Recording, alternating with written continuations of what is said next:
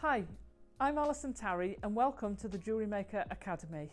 Today we're going to look at making this statement chainmail necklace. So we're going to learn all the separate bits for the necklace, which can actually be used as individual pieces in their own right, and then we're going to put it all together to make this necklace. It's a beautiful piece, and you're going to learn lots of different techniques on how to do it. So what do we need to make this? It's chainmail. We're going to need jump rings. So in this necklace we've got 7mm inner diameter. So when I talk about the inner diameter, it is literally the inside of the ring. So it's this diameter here rather than including the outside. So these are a 1mm gauge jump ring with an inner diameter of 7mm. The reason most chainmailers refer to inner diameter is because it's relevant to the number of jump rings you can fit into another one, which is your aspect ratio. Basically, what's the gauge of your jump rings and what's the inner diameter, and that gives you roughly the number of jump rings that you can fit inside. So that's what we're looking for. So you've got 7mm, 5mm, 4mm and 3mm jump rings. We've got a little bit of 0.8 wire that we're going to be using. We've got some head pins for the drops at the bottom, and then we've got some 6mm. In this case we've got some 6mm tiger's eye, but basically a 6mm gemstone. Tool wise, you're going to need some cutters for when you do your wire, and some round nose pliers. And then for the chainmail you need 2 pairs of pliers. Now these could be a flat nose, these happen to be my favourite ones. You can use a chain nose, and you can use a bent nose pliers, or 2 pairs of flat nose. Basically use them and see which you prefer. The bent nose are quite good because you can go in with the point, so you can get into small places, or you can hold a jump ring with the flat, which covers a wide area. So they're a nice one, but some people struggle to get going with them. So see which you prefer. I'll probably be using 2 pairs of flat nose pliers for this piece, but any of those are good. And then as an optional extra, all your jump rings have got to be opened. So this is a jump ring opener. So it's got several different slots, which takes different gauges of wire. So if I turn those round, you can see the different slots. So the 1 gauge slot will go in there. So basically you pick up your jump ring, you put it in your ring and you open it. So it's one-handed, so you can use this hand without having to pick up another pair of pliers up and down. So it's a great way of opening large quantities of jump rings. So it's an optional, it's not an essential, but that's the other thing, and something to work on. And that's all you're going to need to go, and let's get going.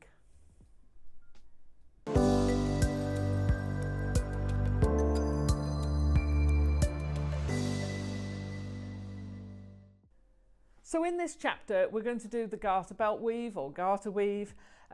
This is the bit that forms the main necklace part of your necklace. I've got a piece here which I've also done, which I love both ways. So this is in mixed metals. So you've got gold coloured, silver coloured and rose gold coloured, which gives you a different look and feel, but it's exactly the same stitch, and it will just help in a way see it a little bit more. It's an awkward one to start with. So there are a couple of ways around this. I'm going to take you through how to start it. And then in the next chapter I'll show you what you can do to sort of keep it going. So we're going to create this, and we're going to start from scratch.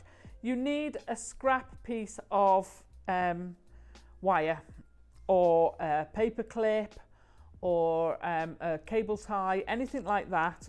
Basically it's just to hang on to your jump rings. So we're going to start with that.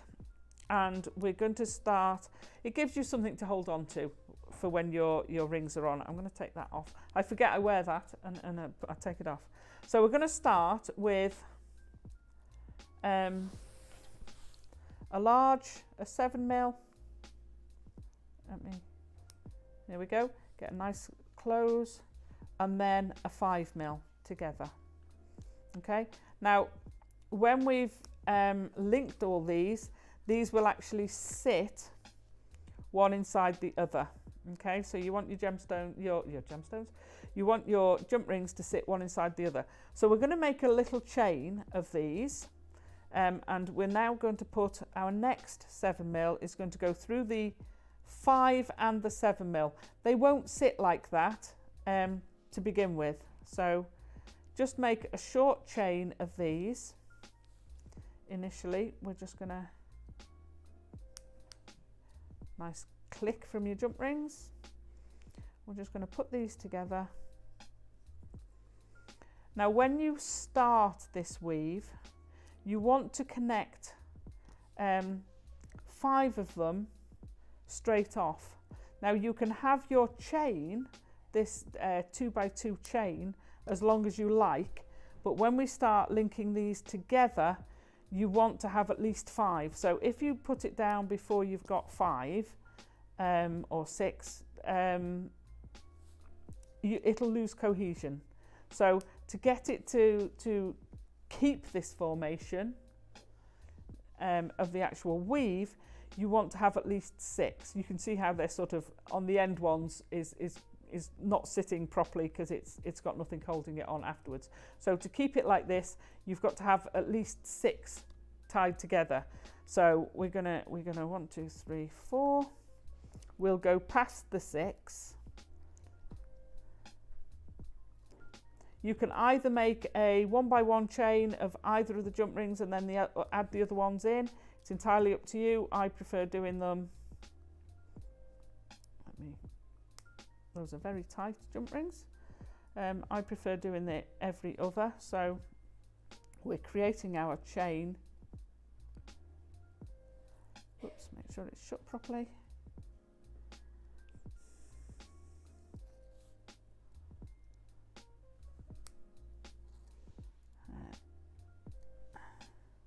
We'll add a few more. We've got 1, 2, 3, 4, 5, 6, 7. We'll do the 10, and that will give you a good starter. Now there are some shortcuts with this, but the first time you've got to do one to begin with. You can't buy, well, you might be able to buy a starter one, but so let's put 2 more in, and then we've got an initial chain. So you can make this chain as long as you like. It will shorten considerably. So when you add this in, you might think, oh, I've got enough there. That'll do my choker length. This is a 14 mil length, a 14 inch long choker. So it's designed to be choker rather than sit lower. You can make it lower if you want. There you go, I've done 11 now.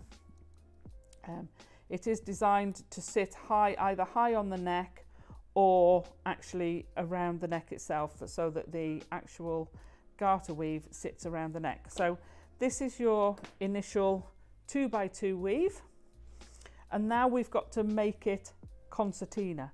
So what happens is you want the jump rings to sit every other. So that one's up, that one's down, that one's up, that one goes down, that one goes up, and flip them over.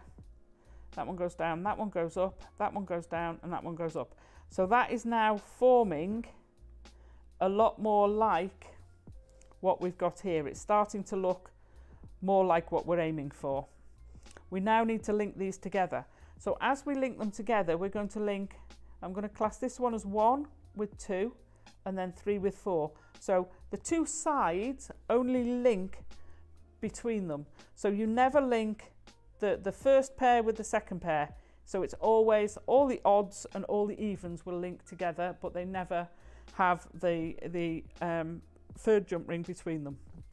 Now, this is quite difficult. It's difficult to show because you've got to hold it in your hands. So I'm going to pick it up, I'm going to pick it up and I'm going to try and show you. So I've got here, I'm going to try and show you. So you've got 1 and 2. So you've got 1 and 2, and then you've got 3 and 4. So number 3, 1 and 3, and 2 and 4. 1 and 3, 3 is overlapping 1, and 2 is overlapping 3. Okay, so we want to now, I'm going to pop that into my hand where it's useful. So I'm going to pick up my next jump ring. I'm going to go down through 3, turn it round, and come back. Let's try that again. To pick it up, go down through 3, turn it around, and back up through 1. Now at this stage, I'm going to let it go and close that jump ring. It's more important, there we go, we're going to try and put that back into place.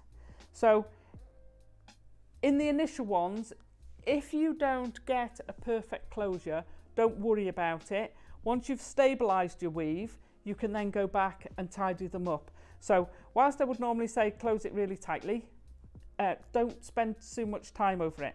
So now, instead of trying to come down to here, I'm going to flip it. So I'm going to carefully flip it. And now 2 and 4 are overlapping. Okay, sorry, there we go. 2 and 4 are overlapping. So we're going to pick up another jump ring. You want to make sure these are open enough, my pliers was getting in the way, to make it easy to go through. So 2 and 4.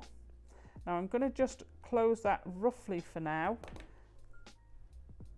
and hold that so you can see how it's doing. Okay, so that's 1 and 3, 2 and 4. I'm now going to flip it, so put my finger on it, turn it over, flip my next one up, so that's 1, 2, 3, 4, 5. So we're staying with the odds. We're going to pick up that, turn it over, pop it back up through the next hole. There he is. And then close it. Now, when I let this go, I'm going to do another one. Okay, so I've done that roughly. So you can now see, if I put that down there, that it's starting now to look a lot more like that. So you're getting your 1, 2, 3, 4, 5. We're going to do number 6. So I'm going to pick it up and flip it over. So when I've flipped it over, it's only so that I can hold it, and I'm always working with the jump rings on the top. Okay, so I'm going to take my next pair of jump rings, which are hanging down there. You don't slide them, you flip it over. So it should always flip over. So when you're adding a jump ring, you are always adding, it's always overlaying. So because you're flipping it over each time, the pair you're working with is always the top pair going over the next one. So we're going to hold those two, pick up the next one, go down through there, turn your jump ring and up. Now, if I let this go now, that will hold its shape. So I can now go in and tidy that. It means also this one that I didn't shut fully, I can go back and make sure that that one's shut correctly. Okay, so you can go back in and tidy them. So now we've got this stabilized, and you can now just keep folding them up. Now you can see that's got 1, 2, 3, 4, 5, 6, and that's got 1, 2, 3, 4, 5, and that's much longer than that because they're all getting concertinaed as they pull together. So we're going to finish the rest of this row. So we're going to fold that one up. We're going to go down through there, turn it, and up through the next one. And now, like I say, you can let it go, pick up your jump rings. Now, if you can hold your pliers while you hold it, then that obviously saves you the step of picking it up, but it doesn't really matter. So you're going to go flip it over, flip the next one up into position, pick up your jump ring, feed it through, turn it and back up and close. So now we're closing each one properly, and you are making sure that they're joining up properly, and you'll have a good finish. So through the hole, down through the first one and up through the previous one. Let go and shut. So we've got 2 more to do on this short length. So you can make these as long and as short as you want. You can make earrings with them, you can make chains with them, you could make bracelets, a station necklace. So long as you've gone past that 6th stage, come on, there we go. So long as you've gone past that 6th stage, where you know it's gonna lose cohesion if you don't do it, then you can use this to make small sections, and then each of the sections can be joined on. So we're going to go through that last one and pick it up. Now the reason I'm sometimes struggling is because I've got quite a broad plier. These are a fat plier, so when I'm picking it up, something to think about, when I'm picking it up, it's getting in the way. So think about that when you're using your pliers. I just like those for doing it, and I'm used to it. So there's your section for that. So you can imagine you could put gemstones in there, could do a couple of gemstones or 1 gemstone and link those as a chain, or you can keep going to make a bracelet, or indeed you keep going until you do the full round necklace, or make it even longer if you want, have a more draped one. So the choice is yours when you do it. Like I said, I've carried on to make a 14-inch necklace before I've added the clasp. So now we've got started, we're going to go on to the next chapter, and I'm going to give you a couple of hints and tips on how you can keep adding to this in a different way, because obviously that's a lot of jump rings that you'd have to put in a chain, and you're guessing at how many you want. So we'll now go on to the next chapter.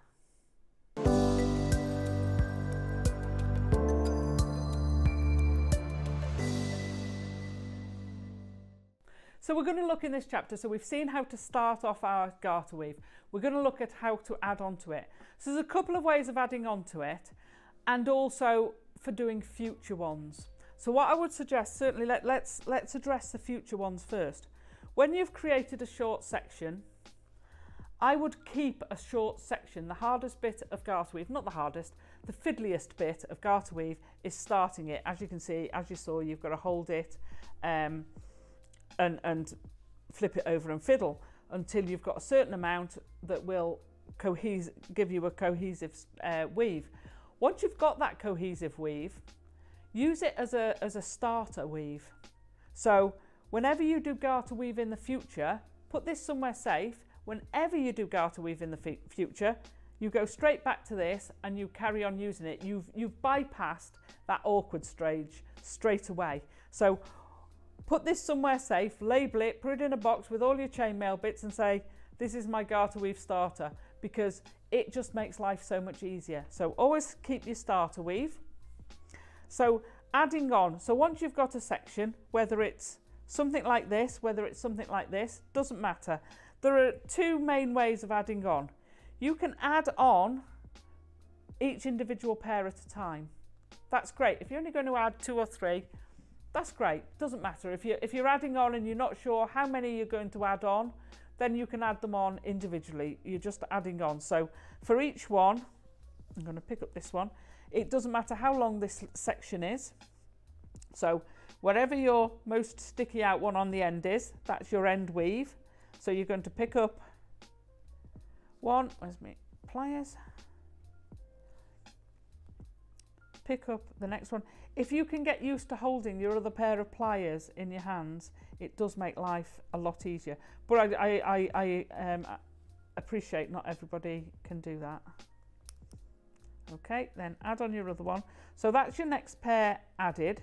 You just flip them over into position, and then you're adding in your 4 mil through the pair, turn it round, come up through the previous pair. Okay, and close. Okay, so that's just automatically added that one in. That was our last one. We've then added the next one. If you want to, you can then add, we'll do another pair. So we're going to add them to that pair. So it's whichever one is sticking out most, that's the pair you're adding into. The smaller the jump ring, by the way, the harder it is to close it without pliers. The bigger the jump ring tends to be okay. So we've added our next pair. So I'm going to flip this over. Like I say, I find it easier to just flip those up and hold it there rather than trying to do a below one. So I always flip them over. So we now want to go through there and to take our jump ring through there, twist it round, pull it up and close it. So you can do that and you can keep adding for as long as you like individually. That's slightly slower. As you can see, you're individually picking them up and down. So I'm going to move that one out of the way. We're going to go back to that one. The other way you can do is, we started with this in a long chain. There's nothing to stop you adding more chains, just your 2 by 2 you created already. So I'm going to link this one in. I'm going to add, again, you're adding to the most far right. Well, you can do it left-handed. It's the furthest out, the one that's sticking out the most. So you're going to add the 2 into there. So that's my 5 mil jump ring and my 7 mil jump ring. So the jump rings always have to, you've always got to have, for garter stitch, one jump ring has got to fit in the other for it to work. So they have to tessellate. If they don't tessellate, if they don't fit inside each other, then it's not going to work. So if it's if I'd used the 4 mil, it wouldn't work so well because it wouldn't fit right. So because these are 1 mil gauge, I know I need a 7 and a 5 will work, a 6 and a 4 will work, an 8 and a 6 will work, because you've got that 1 mil round. So now we've attached that, we can now just flip those into place and carry on adding. So those are 2 different ways of adding, and it kind of depends how many you're going to do. So to do a very long necklace, flip it over, add the next one in. So to do the very long necklace, or even just the 14-inch for the choker, I would do it, start off with as long as you can. So break it down, say do 20, see how you feel, how you get on. Can you handle that? Add in another chain. If you've handled 20, do 30. I also find it easier, so for opening jump rings, I can do them a bit at a time. Unless I know I'm using a specific amount, then I'll open, say, 30, 50, however many I'm going to add on my chain, I'll just open those. Then I'll do the chain, then I'll go back and open some more. And then you're not doing the same thing every time. So you keep going. We'll do a couple more with this. You're just going along. So the motion of doing it becomes quite easy. You can link the 2 sections together if you want. Make sure you're not splitting those jump rings. You can link the 2 sections, but you've got to have, flip that one up, you've got to make sure that your orientation is going to match. So what do I mean by that? When you've got the end jump ring, let me put that one there. If we took those 2 off, and I wanted to, right, if I just take these 2 off, then you can see how to link them together. The problem with jump rings is finding the open part. Take that one off and that one. There we go. So I've got a section. You might have 2 sections the same size. So this one would go up. So by orientation, I mean that won't work. I want to link that to the jump ring on this side. So I know it's got to go that way round because they kind of stagger. So that one's slightly to left than that one's slightly more to the left of that one. So I would link these two together by opening up this pair. Or if this pair was fixed, then you can just add another pair in. And I go straight to that pair on that side. And the same with the smaller one. Where is it?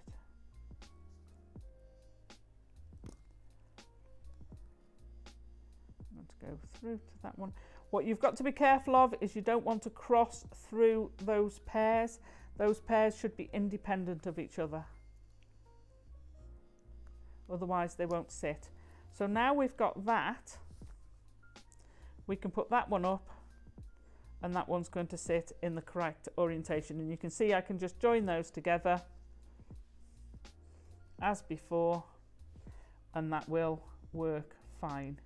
So that's how you can link two of the longer chains together. So all this boils down to how big a chain can you handle at one go. How much do you want? So we just have to do those two and then they're fully joined.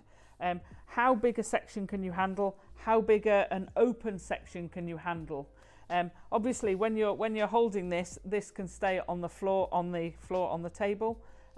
When you're turning it, just make sure every now and then you pick it up so it doesn't knot. But that's how you can add on and increase your chain. So now we're going to go on to the next chapter.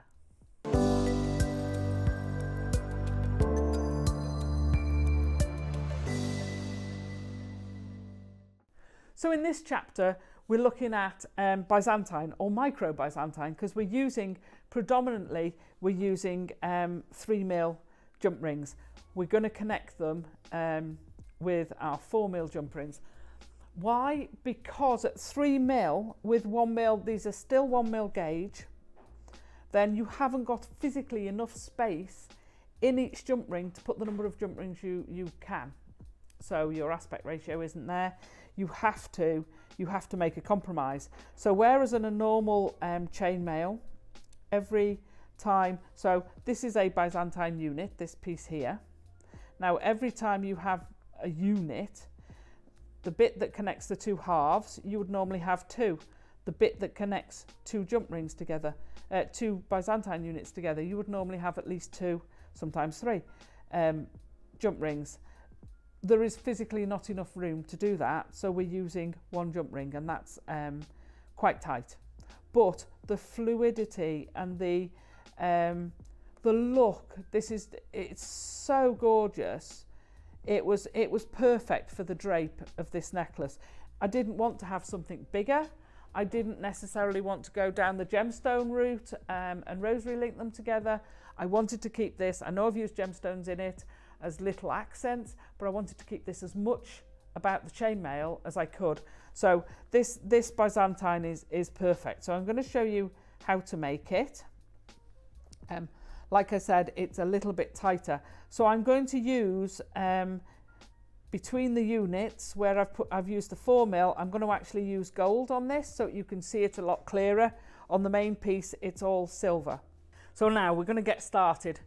I've put one of the 4mm jump rings already on my scrap piece of wire, and I'm going to add in two of your 3mm twice. So 1, 2, so we want 2 onto there and then 2 into the other two. So you want a 2 by 2. So 2 into there, and then we're going to have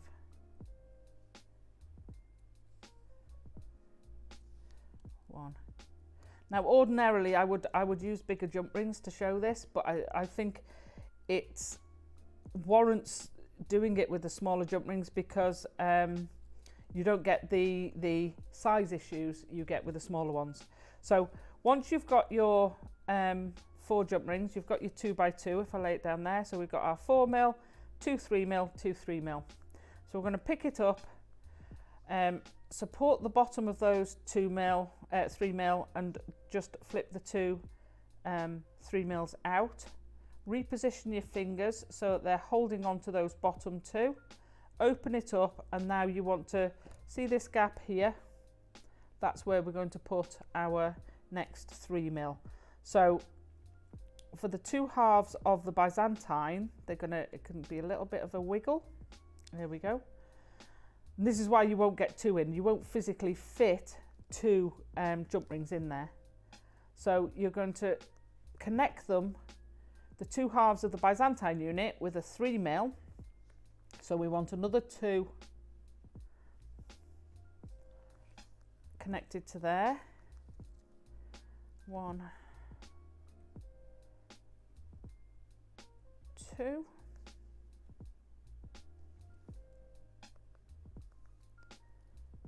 Okay, just shut that properly.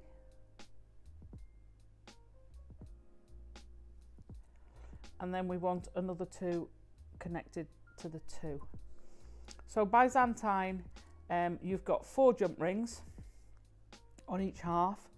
Normally they'd be connected by 2 jump rings, and normally you'd have 2 jump rings on the end. Well, in this case, we've got each half is 4 jump rings connected with 1, and then we've got one of the 4mm at each end. So I've flipped my end 2 over, open up, and now we've got to get our 3mm, our 4mm, because this is our second one, into that gap.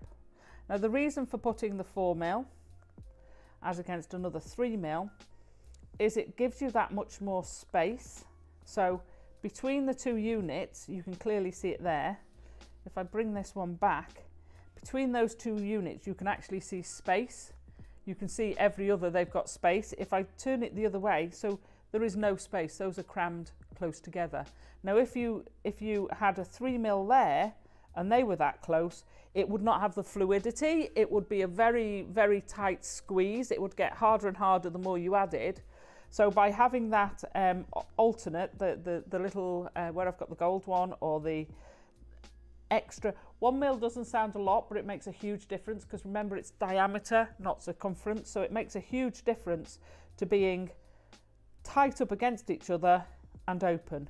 Now for this drape, I've used, that's your individual unit, and you just keep repeating that. So your next unit will be another 9 of the silver and then a gold one, 9 of the silver and then a gold, if you wanted to do it 2-tone. Just keep adding that, and you've got 1, 2, 3, 4, 5, 6 on this one. You can do 6, you can do 7. I've got a slightly shorter step round the back because of the clasp, and all the others have got 7. So if I turn this around slightly, this section here has 6 there, and these sections, all the other sections are 7. So the 2 very back ones are 6, and then all the others are 7 units long. So make them in individual units. As you can see, they're so flexible, and that's all flexing around that full 4mm jump ring. So that is your Byzantine unit. We're now going on to the next chapter.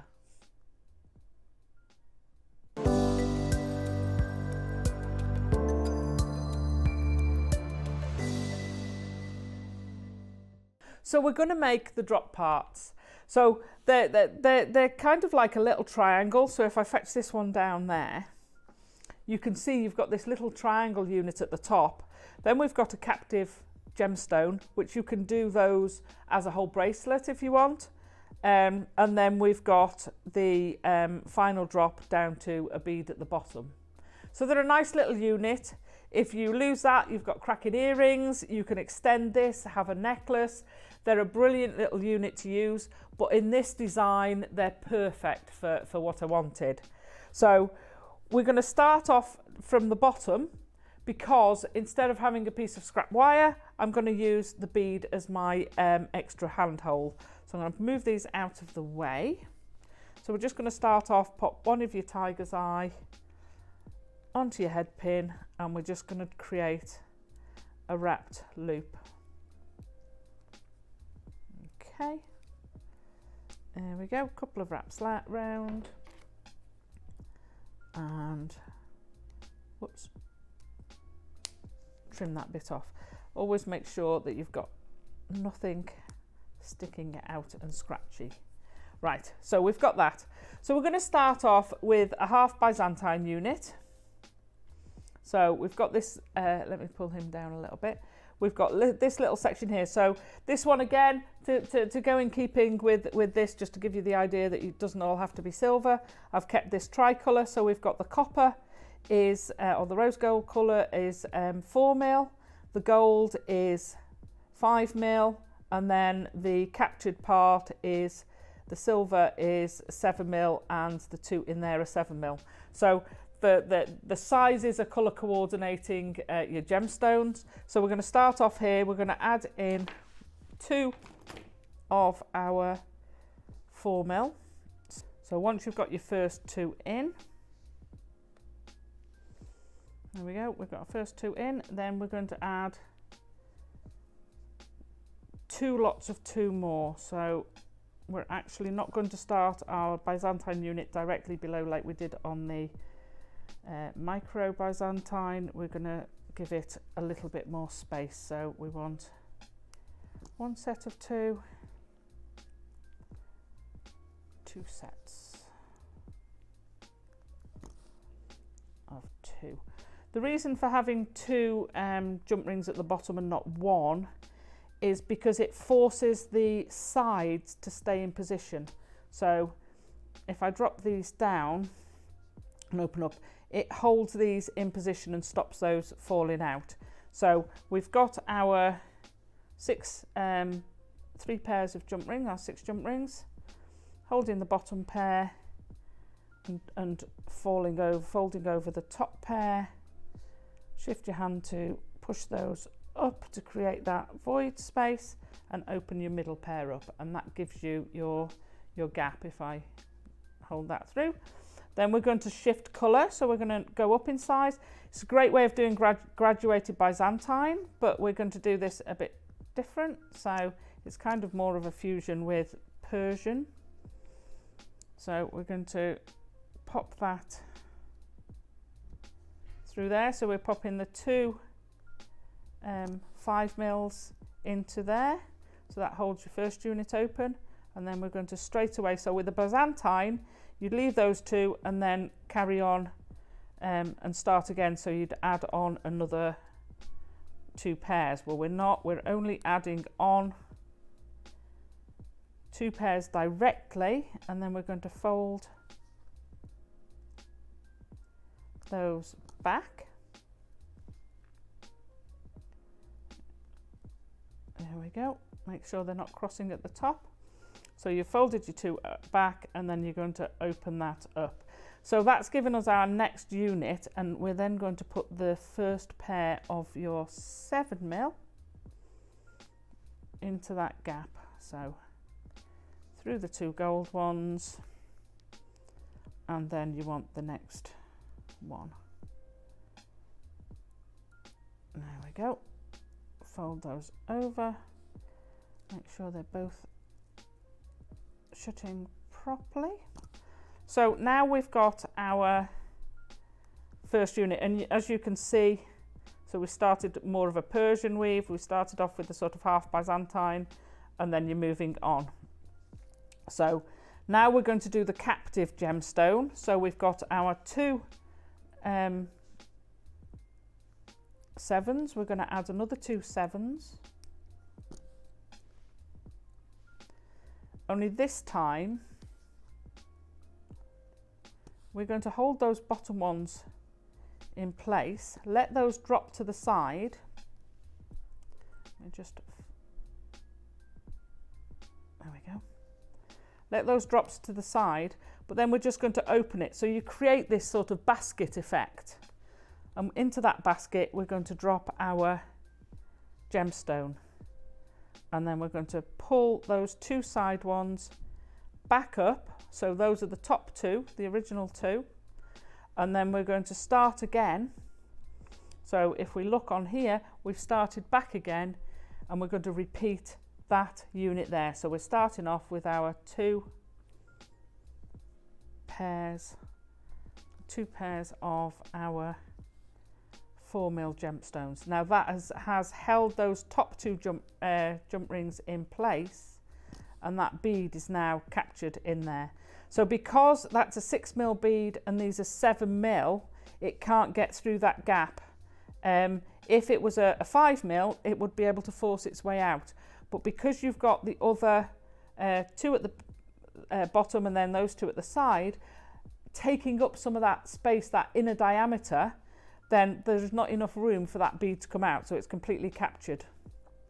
So like I say, you can actually just keep adding those together and do a whole chain of those, but we're going to carry on and start our next sort of Byzantine unit. There we go, 1,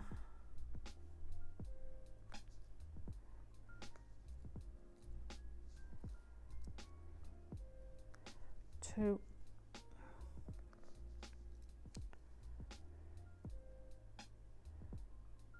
1, 2. So we're back to having the 6 because we want that 2 to connect. If you did it straight away, it would be too tight to there. So we've got our 6 beads, 2, 2, 2, fold over the top 2, push them into place, open it up, and then you've got loads of room there. And you can see you've got so much more room than you had doing the micro, where you've got very little room in those 3mm jump rings. So we're going to add in, but they do look good, those two, and again we're going to go straight on and just add another 2. 1,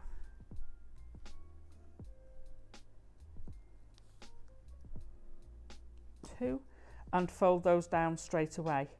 Again, we're going to add in, pull them over here, the 2 silver ones into that gap.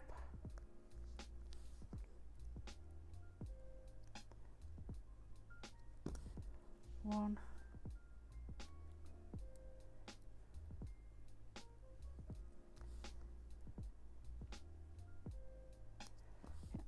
Okay, so now we've got to that place. You can see those are going to make a great pair of earrings, but we want to create this part, the 2 arms that are going to connect to our garter. So we're going to go in reverse. So we're going to do that bit in reverse and then end on 1. So we're going to take 2 of the gold and attach them, and then add 2 gold to the gold.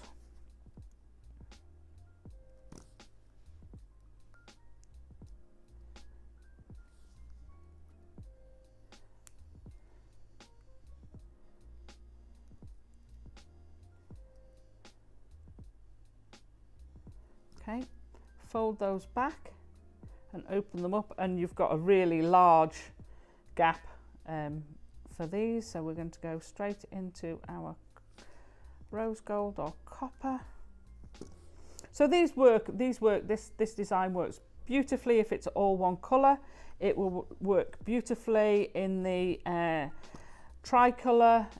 You can play with colour combinations as much as you like. It's just going to work whichever way you do it. It's going to look stunning. If you did it in sterling silver or bare copper, you could patina it. The garter stitch would look amazing. These would look amazing patinaed, because you'll get that real difference between the inner darkness and this. So this time when we add it, we're only going to put a single jump ring through.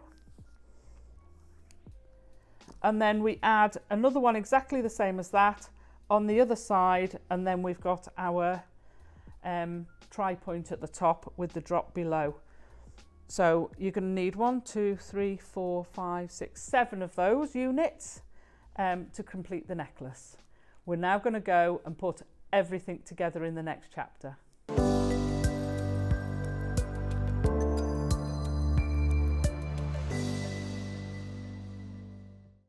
So in this chapter, we're going to attach all your separate components and make into this necklace.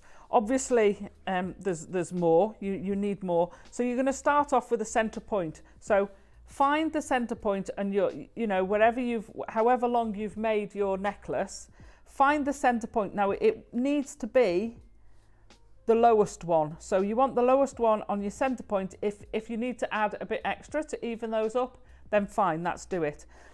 Your central drop is going to sit either side of that.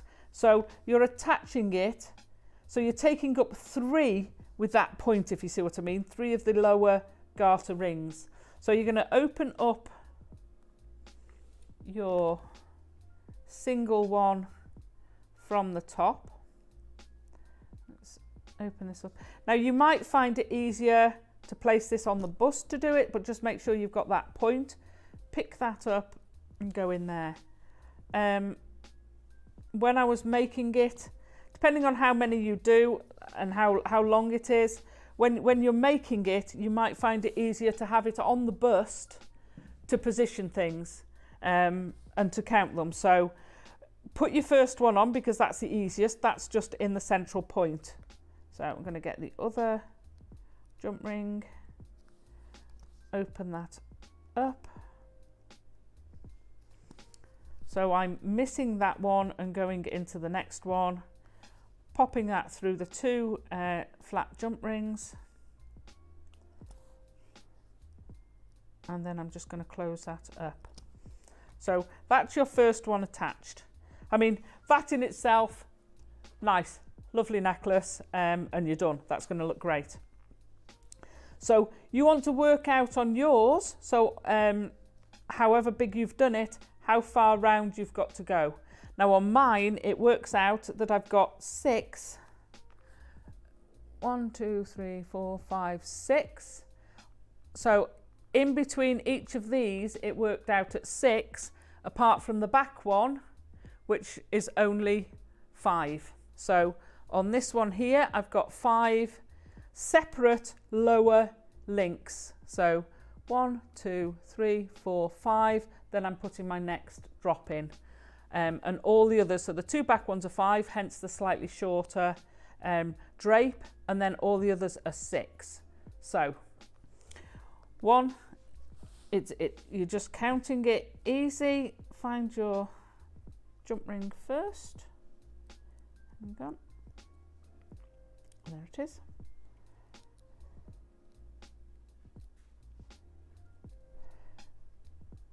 Like I say, the hardest bit is finding the jump ring to open. So we're not counting the one we're in.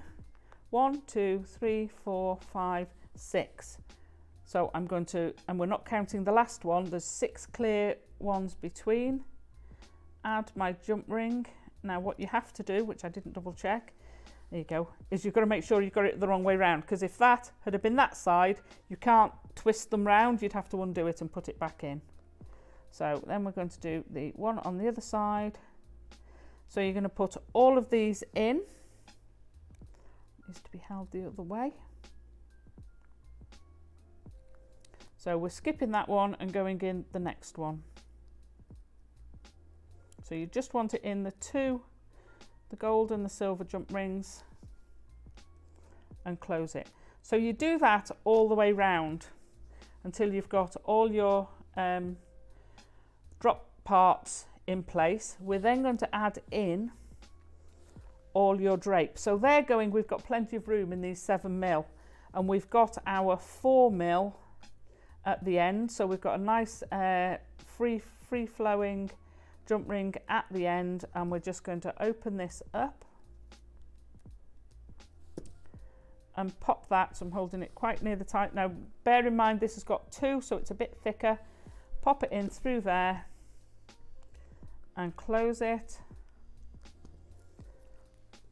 Bring it round to the other side.